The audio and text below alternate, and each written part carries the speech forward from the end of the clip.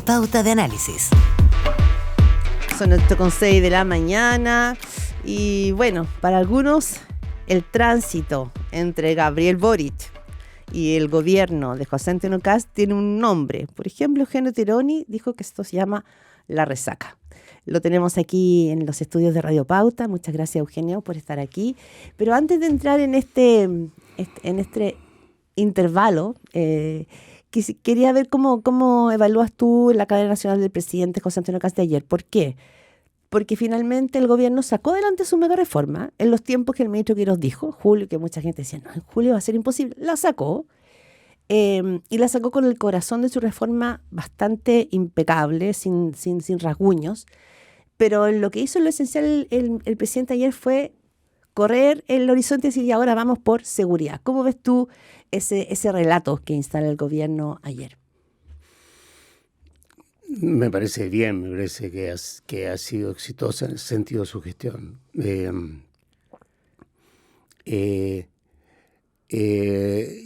creo que tiene algo un poco como itinerario de tren, digamos, que primero llego a Talca y luego llego a Chillán. Gradual. Gradual, y las personas, los habitantes del país no estamos muy... ¿Muy arriba del tren, dice usted? No, yo no estoy dispuesto a esperar tantas horas para llegar a Chillán, digamos. O sea, yo quiero, cuando llegue a Chillán, quizás voy a estar muerto, o sea, o voy a estar asesinado, o voy a estar robado, o sea, o voy a estar realmente en un estado de sobrevivencia por la situación económica. Entonces, hay como un nivel de urgencia al cual no sé hasta qué punto va a soportar este avance por etapas, con resultados que se van a ver 2 años más, como promete, digamos, con tanta euforia el ministro del Interior. Entonces, ese es el problema, pero en términos de secuencia y de gestión digámoslo así, de la agenda pública y de la agenda legislativa, contando además con prácticamente una mayoría en el Congreso, me parece inteligente y eficaz lo que se ha hecho. Y fue bueno en este momento poner la agenda de seguridad en el primer lugar, porque respecto a la agenda económica de esta mega reforma, hay que decir que se ganó la ley, pero se perdió la opinión pública. Ya. Ese es el punto que tú haces, que sí. Hay una disociación. O sea, se avanzó por un lado, pero se fue perdiendo apoyo. Sí, definitivamente. Yo creo que todos los estudios más o menos lo concuerdan en que el golpe que tuvo el bencinazo fue enorme, porque ratificó una aprensión, y es que este gobierno iba a ser insensible respecto a las necesidades de las personas más vulnerables. Y segundo, quedó muy, muy instalado el discurso un poco de la oposición, de que esto es una reforma para los ricos, o sea, que transfiera recursos desde la sociedad, desde el Estado, que en general sirve a la sociedad y particularmente a los más vulnerables, y los traslada al sector privado. O sea, esto es una reforma que beneficia al capital, en la esperanza de que genere inversiones, y estas generan crecimiento, y estas generan empleo, y estas generan mejores salarios. Pero es una esperanza, es una apuesta, y que además no se sabe cuándo se puede pasar por caja. Esa batalla la perdió claro, la opinión pública. Pero ¿estará perdido o se podrá recuperar? Porque la ciudadanía sigue con esperanza, o tú ves que lo que se generó y lo que se instaló es finalmente este pesimismo del que habla, ¿no es cierto?, Roberto Méndez. Sí. Porque si se instala el pesimismo es que se instala la decepción. No, yo creo que está completamente instalado el pesimismo, eso no hay ninguna duda en todos los indicadores, incluyendo, lo que es curioso, los indicadores empresariales, que se habían hecho tantas expectativas de que con un cambio de gobierno, con otra orientación y con este tipo de reformas, las cosas realmente iban a volar, digamos, nos íbamos a convertir, digamos, en una suerte de Silicon Valley. Y no ha sido así, y ese segmento es quizás el más pesimista de todos, porque aquí está un golpe en las expectativas. El pesimismo se crea por expectativas, ¿no es cierto? No por realidades. El estallido no se produjo por expectativas, no se produjo por realidades. la situación no era peor el 19 que el 18 o el 17. Lo que sí que las expectativas se veían más Eugenio Tironi, a ver, tú estuviste en el primer gobierno después de la dictadura, en la transición con Patricio, y entendieron rápidamente que las comunicaciones eran una pata central en la mesa de la gobernanza de un país. Lo que se dice ahora es que falta una vocería, que al gobierno le está faltando, ya no quiero hablar ni de relato ni de narrativa, pero sí de un despliegue comunicacional que pueda conectar con esta ciudadanía que los votó. ¿Hay una carencia, a tu juicio, de comunicación estratégica en el gobierno para poder sacar la conversación de esto que tú dices, del pesimismo, de promesas que van a llegar en 2 años más, de que el gobierno necesitaría como... Sí. Quizá el presidente lo hizo un poco en su cuenta pública ayer, cuando trató de trasladar la mega reforma al cotidiano de las personas. Sí, yo creo que hay dos cosas. Yo creo que hay una cosa y es que, y a propósito, y lo he reflexionado estos últimos días, a propósito justamente de lo que fue nuestra experiencia en el gobierno, que es en el gobierno de Elwin. Sí. El sentido de urgencia o de emergencia se agota rápido, ¿ah? Tiene fecha de caducación corta, se desgasta. A nosotros nos pasó con la transición. Ya, pero esa sí que duró. Pero el propio gobierno, en esa época, comenzó levantando la idea, ¿sabes qué más? Es hora ya que terminemos con esto de la transición y vayamos a una historia más atractiva, de más largo plazo. O sea, darle un sentido a la normalidad, claro. Exactamente. Pero que la normalidad no es... que hay normalidad. Que este es el Chile que tenemos. Que esta es la manera de desarrollar la economía que tenemos. Esta es la estructura que tenemos. Esta es la sociedad. Esto es lo que te permite proyectarte. A partir de esto proyectemos. Claro. Y de ahí vino toda esta cosa de poner más energía en mirar el desarrollo como gran objetivo, digamos, que fue lo que planteó un poco Frei. Ese fue el gobierno de Frei, total. Y el gobierno de Lagos. Y el de Lagos tuvo también mucho de simbólico y que tenía que ver con recuperar la República. Claro, pero tenía también, muy fuertemente el tema del desarrollo. Entonces, yo creo que en ese sentido lo de ayer de Kast es adecuado, aunque creo que insuficiente. Todavía ponerlo en una historia más larga. ¿Ah? Tiene que ser su odiseo, ¿ah? Más larga. Pero eso es un problema. Yo creo que lo de ayer es una movida correcta, pero le falta aún más. Pero lo segundo es que no necesita un vocero para que... ¿No? En la noción, digamos, de que un poco se tenía de Mara Sedini, digamos, un buen rostro, que fuera mujer, que fuera simpático. Pero pueden ser otros tipos de vocería. Que locutara bien, ¿ah? Las medidas. Se necesita alguien que interactúe con la opinión pública. Y la opinión pública está encarnada en los periodistas. Y una interlocución real, horizontal, cara a cara. Eso es lo que se necesita. ¿Qué pondrías? ¿Que a un periodista en la vocería? No, yo pondría lo que hacía un Vidal, lo que hacía un Correa, lo que hacía Camila Vallejo, que se enfrentaba cara a cara a las demandas de los periodistas asumiendo, y a las preguntas de los periodistas asumiendo que ellas que era la inquietud de la representaban la inquietud de la ciudadanía. Entonces, lo que falta es una interacción más activa y más horizontal con la ciudadanía. Eso es lo que yo esperaría, ¿ah? A través de cualquiera. A mí no, yo no soy un fanático de que exista un ministro secretario general de gobierno o secretaria general de gobierno. Perfectamente bien puede ser ministro de Interior. Puede haber un pero portavoz, tiene que cumplir esa claro. función. Sí. Eugenio Tironi, ya vamos al libro, porque tiene que ver con esto también, pero tú decías al comienzo de la entrevista, efectivamente el gobierno tiene mayoría, lo demostró en la discusión y en la aprobación de la mega reforma, y la oposición logró instalar esta idea de un gobierno para los ricos. Pero ese ha sido el único triunfo que ha tenido la oposición, ¿o no? Instalar esa idea, porque no logró influir en la reforma, que es lo que por lo menos el socialismo democrático estaba acostumbrado a hacer. Influir en la reforma, modelar la reforma, llegar a acuerdos. Quedó fuera, no fue influyente. Tampoco lo fue el Frente Amplio, tampoco lo fue el Partido Comunista, y ya hablaremos de esa oposición o de esas izquierdas acostumbradas a ser un actor político, el actor político fue el PDG. Entonces, que el único logro de la izquierda fue dejar esto de que es un gobierno para los ricos. No digo que sea mayor o menor, pero en términos de balance.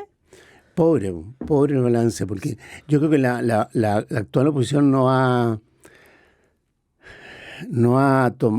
aprendido a hacer oposición. Pero tenía que aprender. Pero que son aprendizajes lentos, por lo visto. ¿Ah? Y aprender a hacer oposición, mira todo el tiempo que le tomó que a la oposición, a la concertación, aprender a hacer oposición. Ahí tuvieron a Jaime Guzmán, que fue un ariete. ¿Ah? Con su talento político, él rápidamente supo lo que era ser oposición, que resignarse, hacer el duelo por la derrota, amasar el ego, que queda muy dañado, y después aceptar de que la ciudadanía optó por un rumbo distinto al de uno. No te quiso. Que no te quiso. Que no te quiso. Claro. O sea, optó por un rumbo distinto. No es que te haya descartado, desechado, pisoteado, pero se fue con optó por un rumbo distinto, se fue con otro. Ahora bien, lo que a ti y tú no tienes mayoría en este caso en el Congreso, a diferencia de la oposición a la concertación que la tenía con los senadores designados. Aquí tú no la tienes incluso. ¿Ah? Tiene un cierto respaldo de opinión pública, pero no tiene los instrumentos institucionales. ¿Qué es lo que te queda? Te queda hacer lo que en buena medida, y perdón por el ejemplo, porque yo sé que a muchos puede resultar doloroso, lo que hizo la derecha frente a la concertación, que fue no objetar el rumbo, o bien objetarlo testimonialmente, que era un rumbo, si tú quieres, moderadamente socialdemócrata. Era introducirle dosis de socialdemocracia al modelo neoliberal. No discutir, sino que buscar que esas medidas, mitigarlas, licuarlas, que no afectaran lo esencial, que no afectaran la gestión privada, por ejemplo. Aquí la izquierda no logró hacer eso. Que es lo que se hizo con la AFP. No matar la AFP ni a matarla. Pero mejorar la pensión por no matar la ISAPRE cuando se puso el auge. No matar la educación privada cuando se reformó la educación. No, etcétera. Pero sin ir directo contra el tren que viene por delante, sino que encontrar la manera de sortear y buscar mecanismos internos. Eso supone mucha inteligencia política, mucha inteligencia técnica. Y requiere también un sentido político e ideológico para saber dónde vas a dar tus batallas. Exactamente. Pero si uno hubiese puesto, y necesita algún grado de actitud positiva a la contraparte. O sea, la concertación abrió siempre las puertas. Siempre se hizo en Chile, hasta ahora. Nunca. Esta es la excepción a la regla. Se abrieron mesas técnicas, donde se encontraron fórmulas. Por ejemplo, yo recuerdo también las negociaciones Benninger, que era senador designado entonces, Matei, para sacar el auge. Bueno, el otro día conversábamos que si uno mira hacia atrás, porque la ministra de Salud acaba de sacar, ¿no es cierto?, nuevas patologías del auge. Yo pienso en la ciudadanía y debe decir, esto eran acuerdos políticos. Porque ese auge en el que Lagos tuvo que renunciar al corazón solidario de su reforma, hacer una reforma sin corazón, ha significado para la ciudadanía que año tras año, gobierno a gobierno, se ha ido potenciando. Impresionante. Entonces, no se hizo con el CAE. Esas eran las grandes reformas que... Ahora, te quiero llevar a algo que tú planteas que puede ser polémico. Todo lo que tú dices, que es lo que hizo la concertación o lo que hizo la derecha en los tiempos de que es tratar de influir un poquito en cada cosa, es lo que la generación del Frente Amplio, de Gabriel Boric, impugnó de ustedes. Sí. Eso, esa como transacción, esa como el excesivo sentido de realidad, de que en esta cosita sí, en esta cosita no, y no los cambios frutales, teniendo quizá el poder de hacerlo. Eso fue lo que... Claro. Y probablemente lo que llevó a esa generación al poder y dejó a la concertación sentada en el banquillo. Es cierto, pero es cierto, hubo una impugnación a esta como lógica homeopática, sí. Que reformista. Pero esta generación estuvo en el gobierno. Y finalmente lo que puso en práctica fue precisamente esta lógica. Porque la otra, la de la impugnación radical, global, directa, fue rechazada por la población. esa otra lógica estuvo presente en la convención. Entonces, la experiencia de Boric, y eso es lo que yo digo en el libro, la resaca. fue el libro La Resaca, que estoy dedicado a promover. Lo que hizo Boric fue adoptar una lógica homeopática, una lógica reformista, y eso lo hizo en seguridad, lo hizo en pensiones, lo hizo en reformas laborales, y eso es lo que le permite tener hoy día una herencia que mostrar. De lo contrario, lo único que podría mostrar fue el fracaso de la convención. Entonces, lo que yo pediría del Frente Amplio es que no vuelva atrás a lo que fue su experiencia pre-gobierno, sino que elabore a partir de lo que fue su experiencia de gobierno. ¿Y tú los ves en eso en este minuto? No lo veo. Definitivamente volvieron al rol oposición pre-gobierno. O sea, me leí con atención la resolución del Congreso del Frente y Amplio. esa es mi conclusión. Esa es mi triste conclusión. No hay allí una elaboración intelectual respecto a lo que fue su experiencia de gobierno, como si no hubiese existido. ¿Ah? Eugenio, cuando tú, ¿por qué ocupas la palabra resaca en este libro en que tú planteas la presidencia de Boric y el reto de Kast? ¿Cuál es la resaca? Que haya llegado Kast al poder después de un gobierno de izquierda más radical que lo que fue la Concertación, o de izquierda más pura. ¿Cuál es la resaca? Que haya llegado a la izquierda después de la Concertación. ¿Dónde está la resaca? ¿Y qué significa resaca? La resaca responde a que se entiende respecto de una ola que fue no solamente local, fue global, que fue encarnada por el Papa Francisco, la Greta, Obama, el llamado movimiento woke. Una onda. Una gran ola, una inmensa ola que llevó a las empresas americanas a renegar de Milton Friedman, que llevó a Davos a proclamar que el capitalismo ahora tenía que estar dirigido a sus stakeholders y no solamente a sus accionistas. O sea, una ola que, vista con los ojos de hoy, y si vamos a Chile, es la ola que lleva post-estallido, digamos, lleva a la convención. Lo de la convención, cuando parte, no resultaba tan antihistórico, respondía a los dilemas históricos de ese momento, de esa ola. Bueno, es esa ola que avanza lejísimo, nombra a Boric, el tipo más joven que se sienta en la moneda, y esa ola comienza a retroceder. Comienza a retroceder en el momento mismo que asume Boric. ¿Ah? El mar se empieza a recoger. El mar se empieza a recoger y se empieza a recoger, y normalmente se recoge incluso más allá de donde partió la ola original. Y después se viene un tsunami. Podría ser, pero ya ahí apareció Kast. Ya, como una ola más grande. Como esta reacción a esta gran ola progre. Y esto estaba encadenado con lo que pasa en el mundo. Nosotros somos muy sensibles a los movimientos culturales, políticos del mundo. Claro, porque es una ola que también ha venido como a restaurar ese discurso desde Estados Unidos hacia abajo. Exactamente. Y Europa. Ahora mismo el pacto que saca en la coalición demócrata cristiana, socialdemócrata, con Merz a la cabeza, firmado por los socialdemócratas, es un pacto que hace palidecer la mega reforma. Va mucho más allá con la firma de los socialdemócratas. Yo encuentro que ese es el tipo de estrategia que debería seguir la oposición. Ya, pero tú hablas de la oposición como si fuera una sola. Por un lado, ponle las oposiciones. Es que quizás son las oposiciones. Y con esto cierro, Eugenio Tironi, tú eres parte de una generación que vivió el golpe, que pensó el golpe, que se lamió las heridas, que hizo revisión histórica y que gobernaron. Ese socialismo democrático hoy día parece no tener presencia, manija ni influencia. Me imagino que para una figura como tú eso duele, o al menos es como, no quiero ocupar esta palabra, se la he escuchado a algunas figuras del mismo socialismo democrático, como llegar a la insignificancia. Sí, no estoy tan claro en Ya. eso, ¿ah? No estoy tan claro O no porque todavía, digamos. este grupo mantiene un peso intelectual.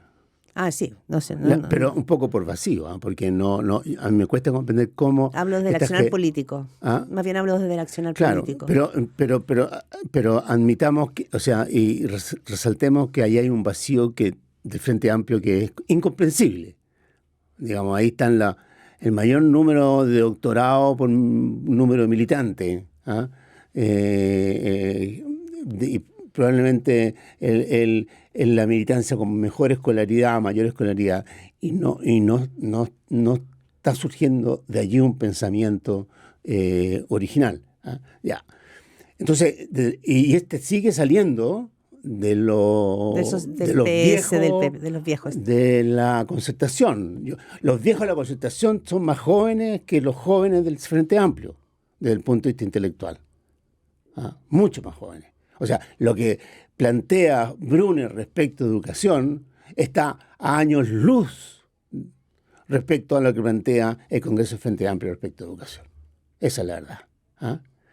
O lo que plantea un Benavente respecto a innovación, o un Pacheco respecto a innovación, está a años luz de lo que plantea el Congreso del Frente Amplio. Pero además súmale que, pero sí, desde el punto de vista político estoy de acuerdo que el peso es bastante escaso, pero también tiene que ver, creo yo, con conflictos internos, pugnas internas,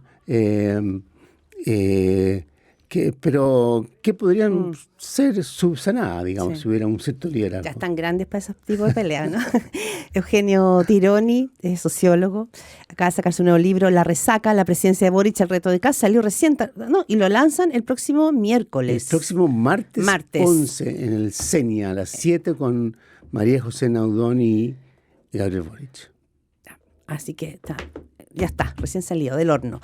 Eugenio Tironi, como siempre, un gustazo conversar contigo. Siempre ha sido mío. Oh, muchas gracias.